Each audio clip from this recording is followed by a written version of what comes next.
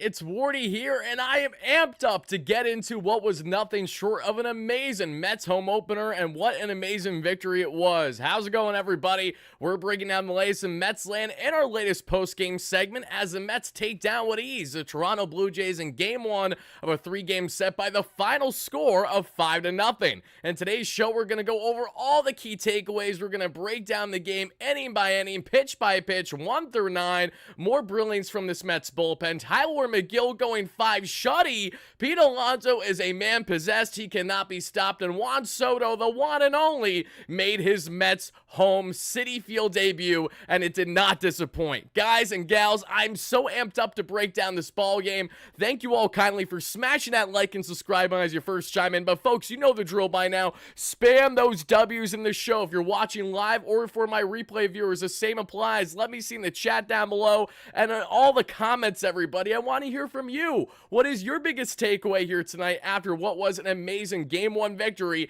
against the Toronto Blue Jays? The most comfortable win the Mets have had so far this season, excluding that 10-4 victory in Game 1 in Miami against those Marlins. How you doing, everybody? Let's break down this ball game, and let's let it rip in just a second with the official WardyNYM post-game jingle. And in case you guys don't know what that is a jingle that we only play that's made by two amazing Mets fans, both of which attended today's game, I believe. I know Jordan did. I was texting him. Amazing musical mind in the Mets space. And I only play the jingle after big wins for the Mets throughout the course of the season. By big wins, I mean pretty much every win. So we're going to run it here in a second, folks. But before we do, let's get a quick roll call going. I see Darren in the chat, our great member. I see Andres. I see Chris Lanes. I see Carlos. Bob, how you doing? Jay Endless, how you doing? Nick, how you doing? Going up the list. Zach Flakerton, my man. Ethan K, how are you? Tonella, Chris, Zach, Brandon, great member. Damien, how you doing? Kish, great member. Mr. Chicken, Alex, how you doing? Jeff, going down the list. Brandon, how are you? We got Andres, Frankie, Kevin Flores, AX, Andres, Anthony Viola, great member in here. We got everybody in your mother chomping, and Daniel Caps, great member. I know Miguel has a sub 1 ERA throughout his first couple starts. Hype me up, baby. Julian Vargas, how are you? Going down the list. James Carroll, great member, longtime member here. Darren, great member. D-Mac, great member, going up here. Guys, let's let it rip with the official WardyNYM post-game jingle. How you doing, Ray, in the chat? We appreciate you. Eddie C with the $2 holla. Ray, I know you had a blast at today's game, I'm sure. Eddie, thank you so much with the W's. We appreciate that. Spam the W's in the chat, everybody. Let me see in the comments down below. Let's let it rip with the one, the only, the official WardyNYM post-game jingle.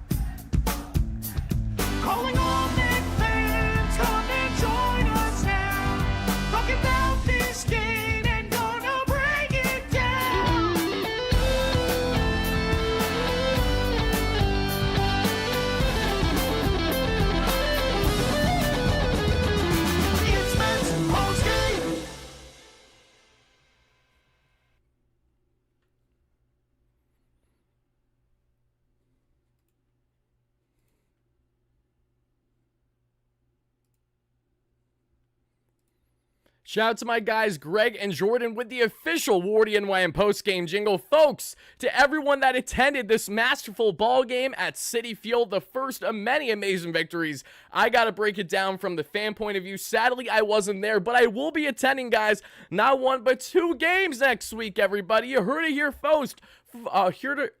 Heard it here first, rather. You guys will see me at Citi Field Tuesday for that night game and Wednesday for the series finale against the Miami Marlins. Look out for your short truck boy, which is me, your guy Wardy, as I am so ecstatic, cannot wait to be there at Citi Field. But guys, the atmosphere appeared electric. Everyone that I knew that attended today's game was saying that it was roaring, it was rocking. The block parties were getting going hours before Citi Field opened the gates to everybody. Everyone was either waiting in long lines, hella long, or they were having an absolute blast, chopping it up, tailgating, playing their pond, hanging out with their families, doing whatever they're doing. This is what I love so much about opening day and the first week of the season especially. It's in similarity to spring training when it starts, in the sense that everyone wants to show up. It is such a great place to network with respective fandom. It's a great way to network work-wise as well if you're in the creator space, or, you know, someone like myself, or if, you know, you're on the beat, those kind of things. There are so many awesome perks to attending not only a Mets home opener, opener, but overall the first week of the season. And guys, you certainly showed out big time that we saw in this game. It looked like an absolute packed crowd there at Citi Field today. They were roaring, and my only critique that I had out of anything was that on the early broadcast that we saw for the Mets and others, as they were unveiling every player's name and announcement, the stupid music that they had playing was trumping the actual crowd noise. And I'm saying to myself, what are we doing here? The entire point of watching this is to hear the roar from the fans, the 40,000+ of them at the edge of their seat, because Juan Soto is officially a New York Met, and it's a shame that we weren't able to get that on the broadcast. You actually had to just hope that you found it on certain X accounts as they were posting videos live from Citi Field. But that's the only negativity that I have in this one, that's just me being petty. Other than that, there's a lot of awesome takeaways, especially from this game. Almost 44,000 since Anthony Viola, our great member here in the chat, and he's 1,000% right. How you doing? Alberto Tito Soto, great member. We appreciate you chiming in. Come one, come all, folks. Thank you guys kindly for the donations too. Jeff with the $5 holla. Let's go, boss. Let's go, baby. Dash with the $2 holla says 5 for 5. Thank you kindly for that, Dash. I really appreciate that. Guys and gals, I am amped up to break down this ball game. We're going to break it down to a T right here, right now. So let's waste no time and let's go ahead and do exactly that, because the Mets matched up against the Toronto Blue Jays, and this wasn't a hitting spree by any stretch. Both teams didn't hit too much of a lick in this matchup, which is why superior pitching is what was needed in this thing. Not only were we hoping to see some home run heroics, some offensive heroics, and thankfully the Mets showed up in game one for their fans exactly the way that they were supposed to. Polar Bear Pete Alonso returning to Queens after what could have been potentially his final game in Queens. We saw over the past how many months ago. He's back at least for another year, potentially more. Not opposed to him being back for more, absolutely. We saw him have himself a tremendous first game of the season at home. And you guys want to talk about a full circle thing, at least for me? It's crazy to see Alonso's direction upward since the start of his career, as someone like myself will have the pleasure of being in attendance for for Pete Alonso's first ever home run at Citi Field back in 2019. I remember that game like it was yesterday. It was a big win against the Nationals. Home run heroics left to right and center. It wasn't just him. And when she hit one, J.D. Davis hit two that game. Michael Conforto and Robbie Cano went back-to-back, if I'm not mistaken. It was just a whirlwind of a game that we saw, and thankfully the Mets did in fact win that one. Fast forward 6+ years later, the Polar Bear's still here. He's still raking, and he's doing it the best way possible. Max Kranick, Jays Panic. We're going to talk all about Max Kranick right here, right now, baby. What an absolute dog he is. He is not only a friend of the platform here on WardyNYM, but guys, he grew up a diehard Mets fan, had a full circle moment, the first ever Mets opening day he's ever been a part of, and that is the type of outing that we get to. Shuddy, hype me up, baby. Let's break it down, guys. Any by any, this game started that we saw in the first. Tyler McGill, big drip on the mound. What were we going to get from Tyler today? We got a 1-2-3 is what we got from Tyler today. We also see then in the bottom of the first, after McGill quickly cruises through the top of the lineup and Bo Bichette, Vladdy Guerrero, and Anthony Santander sit down, we get to the bottom of the first, and Francisco, Mr. Lindor, Mr. Smile himself, hearing my girl, talking about my girl, my girl. Absolutely love to see the entire crowd roaring with his walk-up song. Rightfully so. And what does Lindor do as a thank you? He rips a double oppo to get the party started. He grinds in his second base and he slides in. They review and he's safe.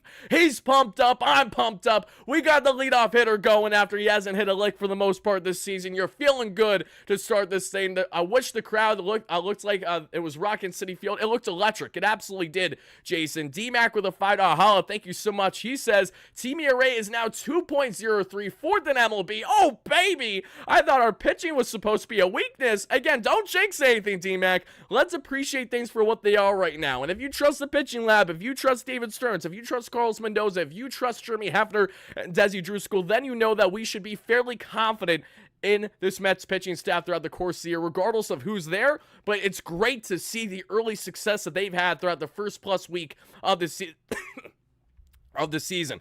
But folks, Lindor leads it off with the double that we all saw. Afterwards, Soto with a flyout. Unfortunately, that's okay. He makes up for it later on in the ball game. Then we see the Polar Bear do the polar bear thing. Pete Alonso, what does he do, everybody? What does Big Me Pete do? He does more of the same that he's been doing all season long, and that's not only hitting bombs, but he's hitting opposite field bombs, everybody. He is so back. Not only does Alonso look more disciplined than what we've seen really going back to the postseason run, and prior to that, haven't seen it since 2022. This is the most balanced, the most poised, the most composed, and the most locked in Pete Alonso we have seen outside of last year's playoffs. And the best part is that clearly this is a continuation of that high that he was riding on, thanks to Devin Williams letting him poke one oppo, and the rest is history. Pete's back. He's locked in. He wants to be a Met. We know he wants to be a Met, and it is amazing to see just how everything ended from last year to this year. He is absolutely here, and he's tearing the cover off the ball. Alonso already with 3 home runs on the season for the Mets throughout the first 6 games or so. At least 3, if I'm not mistaken, because he had the grand salami in Game 1 against Miami. Then he had the big game-tying home run, 4-4 tied ball game in the 8th in the series finale against the Marlins. And now today, opposite field, Oppo Taco is the polar bear to give the Mets the early 2-0 lead. And thankfully, they never looked back in this one. Guys, I would love to hear it in the chat on a scale of 1 to 10. Spam it in the chat as well as in the comments down below. Let's see it. How would you grade Pete Alonso so far this season? It is really, really, really hard to not find myself wanting to give Alonso as close to a 10 as possible. That is how good he's been to begin the year. Eugene, that is correct. I can't sing for shit, and that's why I'm here talking about the Mets and not worried about the latest album I'm going to drop. I'm glad you could figure that one out.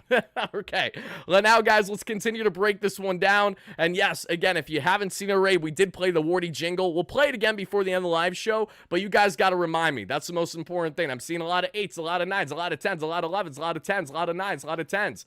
Okay, I see where we're going in the chat right now. As we continue on, after that Alonso home run, a tremendous at-bat we would see right after the fact by Brandon Nimmo himself, everybody, with a 12-pitch walk. Then Starling Marte with a double play there ends it. And guys, I would like to reiterate to each and every one of you, depending on how the show goes tonight and how long we go, we may be taking callers as well in the second half portion of our live show. But I will preface that to our replay viewers, you might see it for a short period of time, but then I may cut things after the fact just for the sake of size. You guys usually don't like watching post-game shows longer than an hour, that kind of thing. So just fair warning to everybody, we may be taking live callers in the second half of tonight's show. So make sure you're chiming in and make sure that you stay tuned. That way you have a chance to have your voice heard. Should you wish to ask a question, ask a remark, or just share your overall enthusiastic excitement, that is the fact that the New York Mets have themselves a solid start to the season and a great Game 1 home opener at Citi Field. The Mets would do nothing else for the first. So that brings us to the second inning.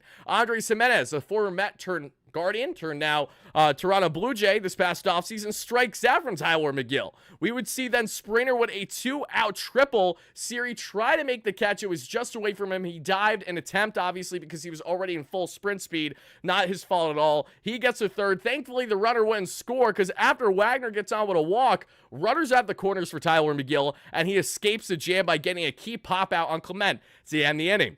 In that same inning, Vientos, Torrens, and Acuna go down 1, 2, 3 in order. The Mets lineup today had Vientos move down instead of the 4 or 5 spot. He was batting 6th, and sadly, Vientos did not record a hit today, so we're looking to see when that bat can really start to pick up for him in the early goings of the season. In the third, Rodin in the corner outfield for the Toronto Blue Jays rips a first pitch ground out, thankfully. Bo strikes out, and Vladdy with a 2-out single sets up Anthony Santander to do what? To pop out to end the inning. We would see in the bottom of the third, Siri, Lindor, and Soto, 1, 2, 3, and they're out of here, which leads us to the fourth. We would see Tyler McGill with another 1, 2, 3 inning. The Mets, offensively, another 1, 2, 3 inning. Alonso, Nimmo, and Marte.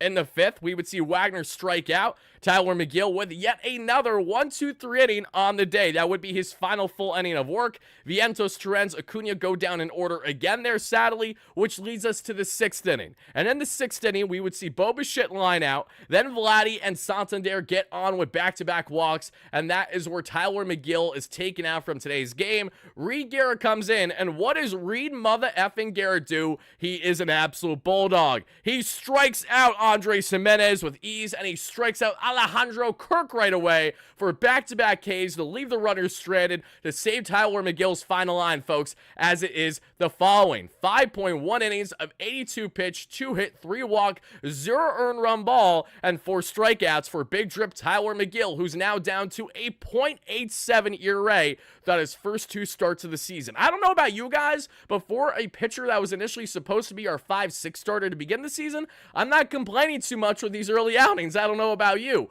10.1 strong innings from Tyler McGill to begin the regular season. And as we take a deeper dive in his arsenal, what we were getting from Tyler today, everybody, and thank you guys kindly for chiming in the chat, everybody. Hit that like and subscribe on your way in. Help us get to 200 plus likes by the end of the live show. That'd be greatly appreciated. And to our replay viewers, continue to smash those buttons to help us get to 300 plus. Always does mean a lot here on the platform. Chris Norton, how you doing, baby? Everyone chiming in. If I missed anyone's comments, I apologize. I'll get to as many as I can, as quick as I can. PB9, great member. Happy to have you in there. Alberto Soto, great member. D-back, same applies. Tyler McGill, let's look at the arsenal. The four-seam fastball, 35%. Don't usually love heavy fastball usage in case of McGill, but the velo was solid today. Sat 95 or so, when, mind you, he was actually a little down from his previous start, but didn't hurt him too much. He topped out actually at 96.4, when that's what he was averaging from his previous start, but he didn't go any lower than 94 on the guns, so thankfully, he didn't have too many mistakes with the four-seam, and he had a really good amount of swing and miss that we saw against lefty batters today, and that's impressive.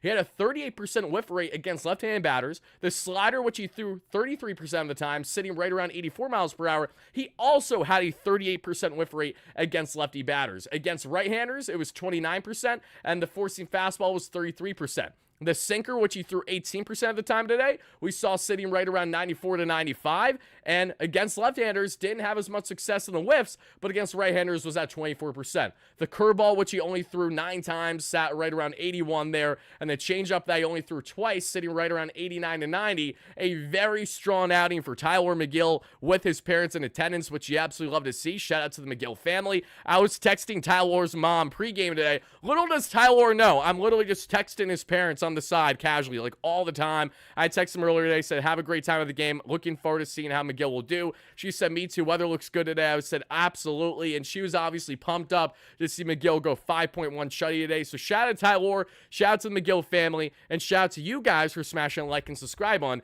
if you haven't already. We're going to talk about Max Crank, everybody. Don't you worry. I'm seeing G Money's in the chat chomping at the bit to talk about Max Crank. You think I'm not chomping at the bit to talk about my guy, my literal guy, my man that I will DM right now and say, Max, I love you. Thank you so much for being a bulldog tonight. Hell yeah, we're going to talk about Max Crank. Don't you worry. We're talking about Max not only tonight, but we're going to expand more on the Max Crank dominance as well in our video that we're going to have dropping for you guys early tomorrow for our latest Big Mets update segment. So be on the lookout for that. But as we continue to break this one down, everybody, we saw the Mets through 5, still up by a couple runs. And the 6th inning, Reed Garrett shuts down the door. The Mets don't do anything I shouldn't say they don't do anything offensively, because they do stuff offensively in the 6th. And it starts here with what we would see. Siri just makes the catch, backtracking on Jose Siri deep in center field on the wall. Then we would see a lefty specialist come in for the Toronto Blue Jays. Shout out to the Toronto Blue Jays for not looking at the numbers, because if they just thought about looking at any splits,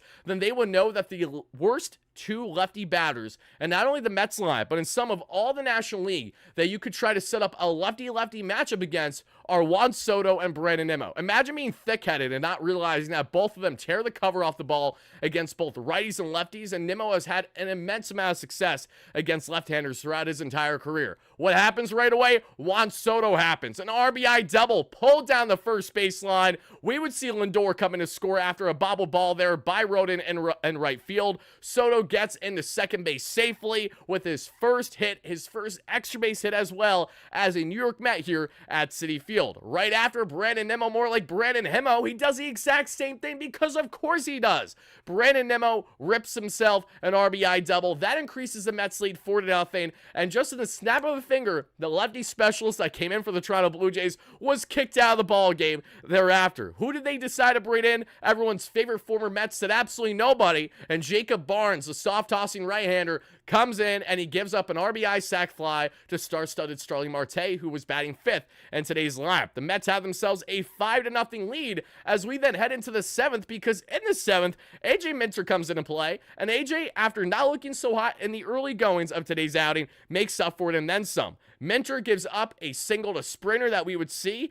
Then we would see with 1 out, Clement looks like he may have turned on one and ripped a 2-run home run to left, but upon review, and it was kind of obvious just on the broadcast, we would see Clement is actually not, in fact, ripping a home run. It was foul, clearly on the left side of the pole there that we saw down the third baseline. I don't understand why they missed that as bad as they did. That was frustrating, and then they had to do the review, the whole nonsense. Keith Hernandez with the famous line of the day saying, what are we looking at? What are we waiting for here? Exactly. I couldn't agree more, Keith. It was absolute nonsense, the fact that we even had to go through that process of wondering if it was a home run or not. That was a slider down and in that was pulled ridiculously by Clement, but thankfully it didn't hurt the Mets in the end, because after the fact, AJ Minter punches Clement out, because of course he does. Then AJ goes on to then strike out the next ensuing 2 batters for a clean 7th inning. Shout out to AJ Minter, facing some early adversity, and he makes the most of the opportunity. That's a great step in the right direction. And what I love most out of all this, everybody, is the fact that we saw not only AJ Minter pitch the 7th inning, but we saw Max Kranick go out and do something special. Unbelievably special. Max Kranick goes in, that we see in the 8th inning. He strikes out Bo Bichette. He gives up a 1-out single on the breaking ball to Vladimir Guerrero Jr. He gets a huge out on Anthony Santander, thanks in large part to Juan Soto with a nice running snag there in right field. Juan Soto may have kicked a ball a day ago or so that we saw in Miami, but today he's making up for it with some star-studded defense in right field, not named Starling Marte. We also see we would get a huge out on Andres Jimenez, a massive ground out, which ends the inning. Max Kranick 3 up, 3 down without I shouldn't say 3 up, 3 down because he gave up the single to Vladdy, but he works around that with ease, no problems whatsoever. In the bottom of the 8th, we would see Lindor get on with a walk and a stolen bag. He is then caught between 2nd and 3rd, a batter later, as we would see the ball put in play by Soto, because it goes back to the pitcher. Soto gets on with fielder's choice. Lindor is out. Soto then goes on to steal his first bag of the year, first bag as a New York Met. He slides into second base safely. The Mets do not score him. They're done for the inning, which leads to the top of the 9th. Max Kranick comes in for the top of the 9th, folks, and he shuts the door down without a problem. Max Kranick, everybody, let's break down the greatness as him. Let's look at the arsenal. 43% was with the forcing fastball, and he sat between 94 and 95 today. Velo was down by about 1 mile per hour, but nothing too alarming, especially knowing how when you're pitching in, say, Minute Maid Park, even though I know it's not called that by the Astros anymore, or if you're pitching in Miami, pitching in those domes, being very comfortable is certainly better than pitching in Citi Field, even today where it wasn't terrible weather by any stretch, but you have to wonder if that at all fluctuate ever so slightly with the looseness of these pitchers and Kranick and McGill. Maybe I'm talking about a whole lot of nothing here, but regardless, I was very encouraged by Max yet again today. 33% of the arsenal was with the slider that we saw, that he was sitting right around 88 and topping out almost 90. And for context, everybody, Max Kranick had a whip percentage of 43% against right-handers with the four seam, 44% against left-handers, so a perfect split against sliders with the 10 pitches he threw, the same exact thing. We saw a 33% whiff rate against right-handers and a 33% whiff rate against left-handers. Then the sweeper, which he utilized 17% of the time, he sat right around 80 to 82. We saw him, again, 24% against right-handers, none against lefties because he didn't throw it once against lefties because he didn't want to hang a pitch. Smart move. The curveball, which he only threw twice, both went to lefties and had a 22% whip percentage, sitting right around 77. Max Kranick has now solidified himself not only as a true multi-inning option for the Mets side of the bullpen, not named Jose Butto, for example, but a guy that can be utilized in both low and high leverage. That is the most exciting aspect out of this entire thing. Max Kranick has continued to be an absolute dog this year, and I feel so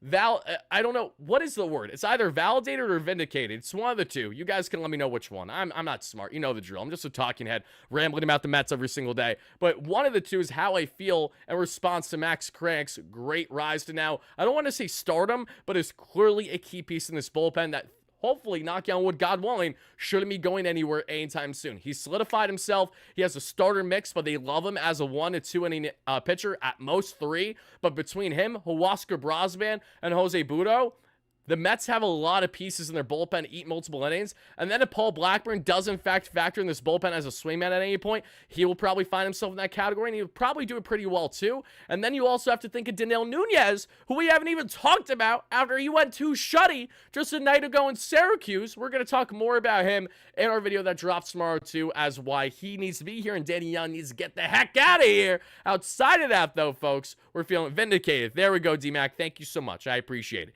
Love the ability of Kranick to eat innings. I couldn't agree more, Thunder Nation. I couldn't agree more. It has been nothing short of fantastic to see what we have gotten from everyone in this big victory. But not only was the Polar Bear a key standout offensively, Brandon Nimmo did more Brandon Nimmo things, which obviously has me very happy as a fan. But let's talk furthermore on the latest Juan Soto outing. Because one thing that you guys will probably pick up is that every single game, or close to every single game, we're going to have an individual slide and an individual section solely for Juan Soto. And that's what happens when you sign the largest contract in North American sports history. I'm going to give you special treatment because obviously there's a lot more pressure on your shoulders.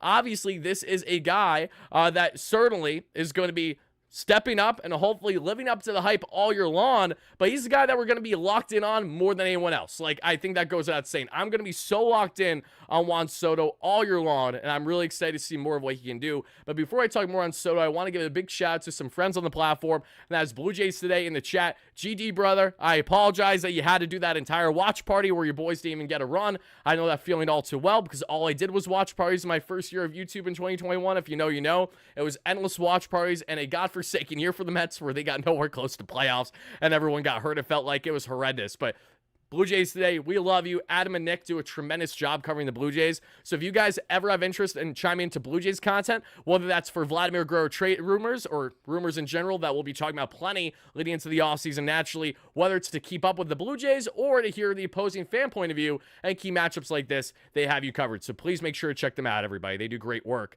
But guys, let's talk a bit here about Juan Soto. I know he's at a 240 average and 827 OPS. I realize that to some fans, opposing fans mainly, that's going to have them thinking, okay, Juan Soto's a bum, he's this, he's that. I'd say the same exact thing if I didn't have Juan Soto on my team. But listen, he's on my team. He's an absolute dog. He's here to stay for the next 15 years more than likely. I'm feeling really, really good about what we're getting from the one and only and the early goings. Again, I'm not expecting Juan to be far and away the best player every single night. I understand that those lofty expectations are naturally tagged with someone like Soto because of the fact that he's a $765 million man, if not $805 million in total contract value.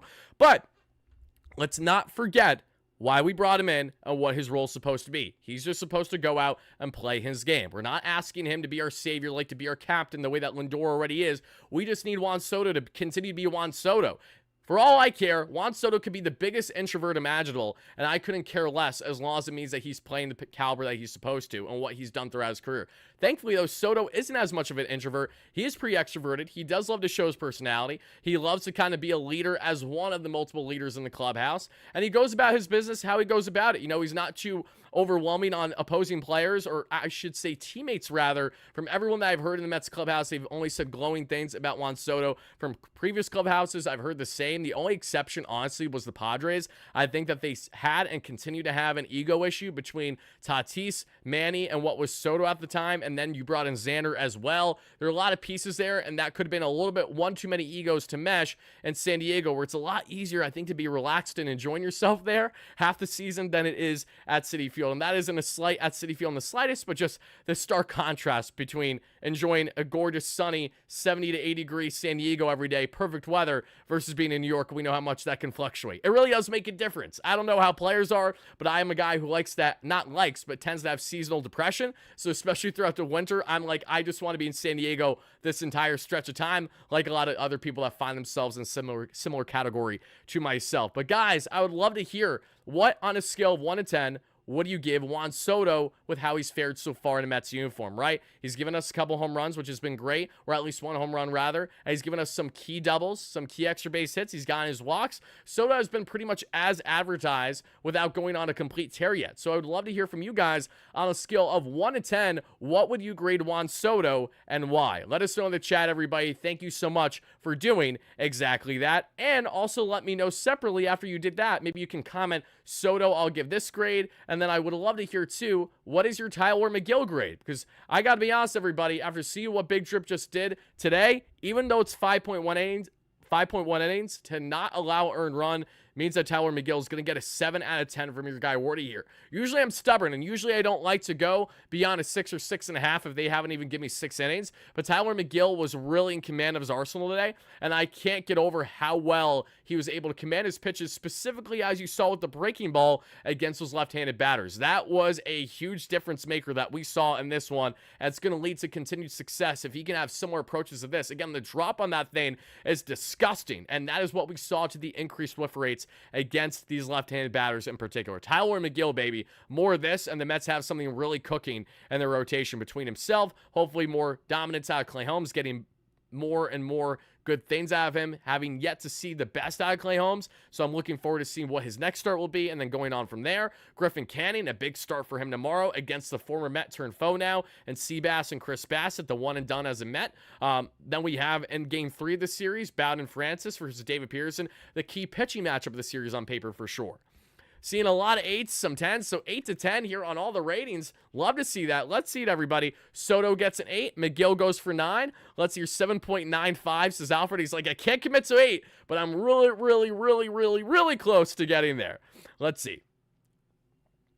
Elephant, yes, no, I love those girls too, and we're actually going to be working with our friends there at Why My Mets Fan throughout the course of the season, so I'm glad that you brought that up. They do a fantastic job. They're more of your, like, true stereotypical kind of, like, beat reporters on the side while sharing their takes when they do their show, and they do a great job, and I'm really glad that you brought them up because I have a call with one of them in just the next couple days as we're doing some fun things with them on the platform this season. So I'm really looking forward to unveiling that for you guys because I know they've already built a nice little base of their own following, especially for people that enjoy their content. That's separate from here, and now we're going to be merging the two to a degree that I think is not only going to be organic, but it's going to be really good for the Mets community, so I'm looking forward to that. But guys, love the ratings. Love to see in the chat. Thank you guys so much for doing exactly that as we're breaking down the lace in Mets land. And folks, our final little tidbits before we get out of here. When I say get out of here, I'm saying that to my replay viewers because to everyone watching live, folks, we're taking live callers today. You deserve it. We haven't done live callers yet this season, so today is a perfect day to start off with our home opener live show right here, right now. So bear with me just the next couple minutes, folks, and we'll be taking live callers. But to our replay viewers, we're going to wrap things up in a second. But before we do, let's just take a quick look at who are the exit velocity leaders in today's matchup between the Mets and the Blue Jays. And star-studded Starling Marte came on the top at roughly 110 miles per hour on his RBI sac fly off of Jacob Barnes. Pete Alonso's home ground out was 108.7 miles per hour. George Springer with a line out at 104.6. Vladdy Guerrero, we saw with his single at 104.3. And Alejandro Kirk at 103.5. Jose Siri with a flyout was under that at 102. And that about does it. Because Alonso's home run was opposite field, so it makes sense why it wasn't as tiring of a tank that we saw him do. And the multiple hits they had against the Marlins, especially that game 3 in the series. Kevin with the $10 donation. Thank you so much for that, Kevin. Kevin says, typical Sadler April-May outing. We like it in the box. Absolutely. And hopefully we can get a continuation of this as we go forward. Seriously. And Jose, I 100% agree. They are a breath of fresh air because there's such a stark contrast from everything else in the Mets space. There's something very comfortable, too, about getting takes from women in sports because it's so just not common to actually hear baseball fans of the opposing sex that know what they're talking about, thoroughly enjoy talking about, and are passionate like us. Not that there aren't fans out there, because I know there are a lot of Mets women who follow the platform here, and I love them all to death.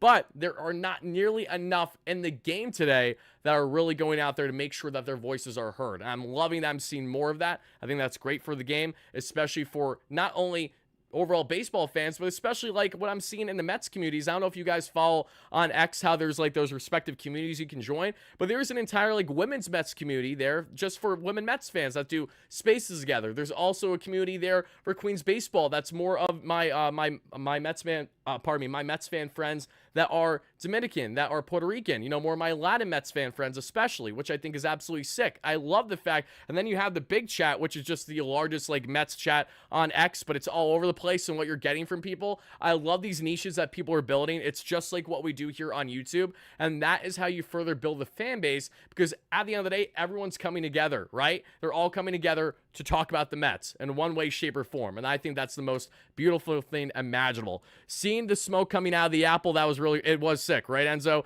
I tend to agree. Y'all need to give away some likes. He's only got 5. I do have more than 5, Jojo. You just haven't refreshed your stream, my friend. But thank you guys again for continuing to smash that like and subscribe on as your first chime in. It does really mean a lot, everybody. And again, G Money, thank you so much for the kind words on that. I really do appreciate it. Folks, to all my replay viewers, this is where we're going to be cutting things off, so make sure you chime in for our next show, which will be tomorrow. We're not doing pregame show tomorrow. Your guys are going to be out of town for like the entire day, but I will have postgame coverage for you guys directly after tomorrow night's game, hopefully after a big series victory. So until then, for my replay viewers, I'll see you later. So let me know in the comments down below your biggest takeaway from this 5-0 big Game 1 victory to start the homestand against the Blue Jays. To all of my live viewers right now, folks, we are going to continue to break down. And yes, I understand that they're American citizens regarding Puerto Ricans. I know. The only reason why I said it, though, is because there's specifically a group of fans that have been, like, largely Puerto Rican, Dominican, Venezuelan, especially, like, in the X community. I'm not saying it in a bad way.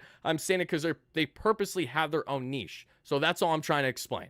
But again, PB9, thank you so much for the kind words too. I appreciate that. But folks, let's continue on now with the show. Let's get on to taking some live callers. And all my replay viewers, this is where we're cutting things off.